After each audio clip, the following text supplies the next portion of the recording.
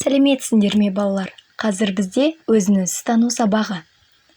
Сабағымызды әдеттегідей 5 құндылық пен 5-ті ережесінен бастаймыз. Бірінші 5 құндылықты атайық. Ақиқат, сүйіспеншілік, дұрыс әрекет, ішкі тыныштық, қиянат жасамау. Жақсы, келесі 5-ті ережесін рет-ретімен атап өтейік. Тәртіп, талап, тыныштық, тазалық, татулық. Жарайсыңдар. Осылайша бүгінгі сабағымызда 5 құндылықты бойымызға таратып, 5-ті ережесін есімізде сақтайық. Оқушылар, естеріңде болса, үйге 94-ші беттегі Сейілғазы Әбдікәрімовтың өрт әңгімесін оқуға бердім. Оқыдық па? Қане, кім айтып береді? Жақсы, енді әңгімені талдайық. Бірінші сұрақ: Мақсұттың бұл әрекетінің себебі неде? Екінші сұрақ: Мақсұттың әрекетінен қандай үлгі алуға болады? Үшінші сұрақ: қалай ойлайсыңдар? Адам бойындағы батылдық қандай жағдайда оянады? Дұрыс айтасыңдар. Батылдық барлық адам бойында болатын қасиет. Оны ояту әр адамда әр қалай болып келеді. Батылдықты оятуға табандылық қасиеті көмектеседі. Адам қандай жағдай болмасын, өзін қолға алып, батылдық пен табандылық қасиеттерін таныта білсе, оған қорқынышты ештеңе де болмайды. Қорыта келгенде, бұл әңгімеден қандай құндылықты байқадық? Иә, әңгіме дұрыс әрекет құндылығын айқындап тұр.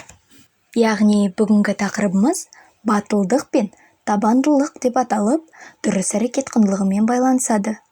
Бұл тақырыбымыздың мақсаты дұрыс әрекет құндылығын меңгеруіміз арқылы бойымызда батылдық пен табандылық қасиеттерін дамыту. Тақырыптың дәйек сөзі қылып, Бауыржан Момышұлы атамыздың ержүректілік пен батылдық жүректен шығуға тиіс деген қанатты сөзін алдық. Қане, осы дәйек сөзді бәріміз бірге оқиық.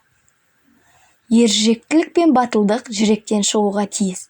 Енді тек ұлдар оқысын, сосын қыздар оқиды. Сонымен оқушылар, бұл дәйек сөздің мағынасын қалай түсіндіңдер? Ержүрек, батыл адам деп қандай адамдарды айтамыз? Ержүректілік пен батылдық қасиеттерінің адам өмірінде маңызы қандай? Әрине, батылдық, ержүректілік, тайынбаушылық.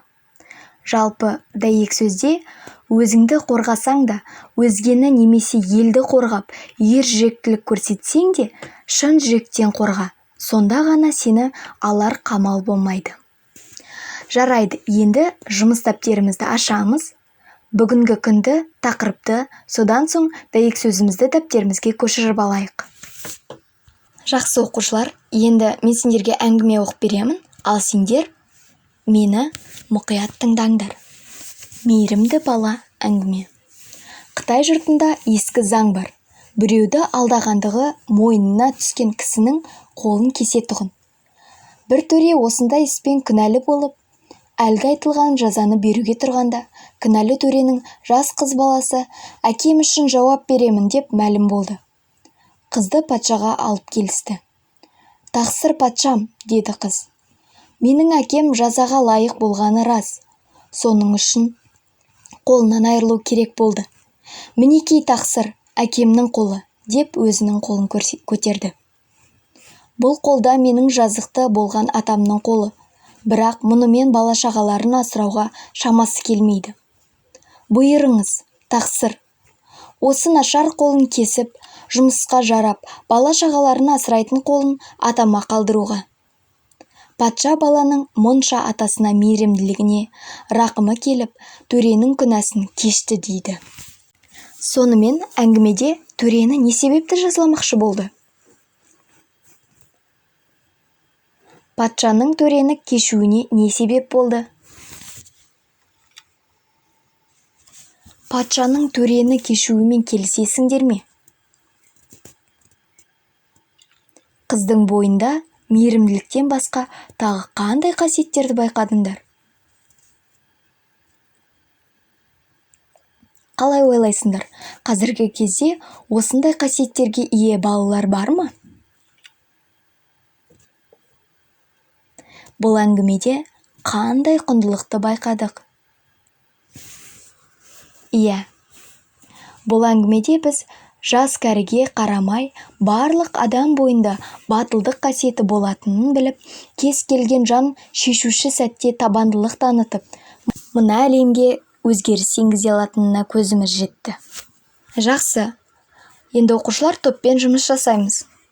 Бірінші топтың тапсырмасы көз қорқақ, қол батыр тақырыбында эссе жазасыңдар. Екінші топ тапсырмасы табандылық сөзіне сөз жұмбақ құрастырасыңдар.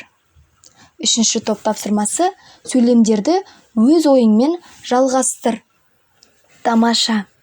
Бұл тапсырмаларды орындау барысында батылдық пен табандылықтың адам өмірін өзгертуіне әсері мол екенін және сол өзгерісті өзіміз енгізе алатынымызға тағы да бір дәлел келтірдік. Енді оқушылар, барлығымыз осы топ бойынша ән айтайық. Нағыз батыр ол маған. Авторы Жұмаш Кенебаев. Атам отан қорғаған, онда қорқақ болмаған. Алтын жұлдыз кеудеде, нағыз батыр ол маған. Әкем шопан ауылда, мойымаған дауылға, еңбек ері атанған сыйлы бүкіл ауылға. Батыр ана анамда, батыр үлкен ағамда, ал үйдегі әжеміз алғыс айтар заманға. Міне сондай атанам, мен үлкеннен бата алам, батырлардың үйі деп бізді ауылда атаған. Қосылған соң қатарға, еңбек етем отанға, болмасаңда ұқсап бақ деген Абай атамда. Енді балалар үй тапсырмасын жазып алайық. Үйге тапсырма 98-ші беттегі табанды бала аңыз әңгімені ата-анамызбен оқып келеміз. Сабақтың соңғы қорытынды сәті. Ыңғайланып отырыңыздар. Денелеріңізді дұрыс ұстаңыздар. Аяқ қолыңызды айқастырмаңыз. Қолдарыңызды тізеңізге немесе үстелге қоюға болады. Көздеріңізді жұмып, есіңізге түсірейік. Бүгінгі өткен тақырыбымызды, дұрыс әрекет құндылығымызды, батылдық, табандылық, мейірімділік қасиеттерімізді, тыңдаған әңгімемізді, топпен бірге жасаған жұмысымызды,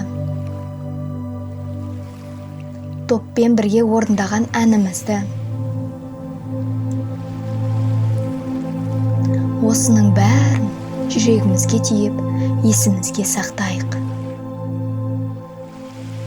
Бүгін сендер өте көп жақсы істер жасадыңдар. Ойларыңды жақсы жеткізе білдіңдер. Енді ақырындап көзімізді ашамыз. Сабаққа белсенді қатысқандарыңа рахмет. Бүгінгі сабағымыз аяқталды.